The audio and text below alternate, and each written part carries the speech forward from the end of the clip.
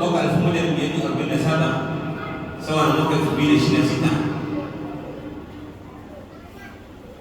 27 usiku wa 27 wa leo ni usiku wa 27 wa Maka. Kwa hiyo wale waliotangulia kufunga na wale ambao wamekuja baadaye wakafunga, wote tunahimizana kwamba tujitahidi sana katika huu usiku wa leo, tusiuache. Ikiwezekana tupeshe kwa kufanya ibada tuliyoifanya katika usiku huu ni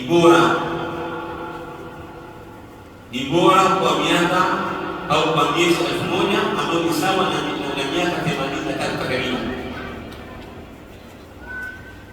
Yani kama Allah subhanahu wa ta'ala tukujalia wote 83, ibada unazofanya leo ni bora kuliko ibada zako ambazo unafanya katika miezi mingine, isipokuwa siku ya Idi, usiku wa Lailatul Qadr.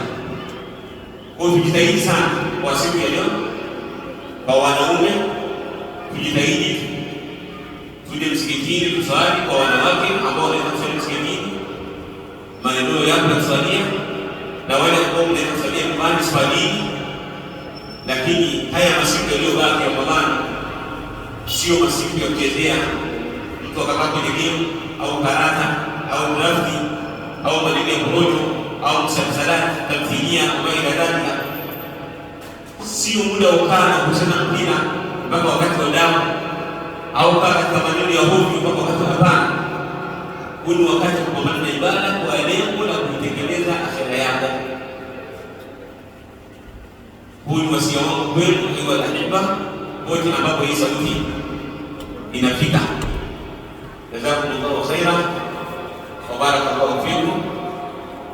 Na leo hapa inshallah yani ila kitalifuka kwa hiyo simbona itafauti kwa sababu ya ijtihad fi mada katika mnamo kujitahidi kufanya ibada kwa lengo la kutengeneza kesho yake, kesho yetu ambayo kila mmoja anapenda hiyo kesho iwe ni nzuri kwa upande wake.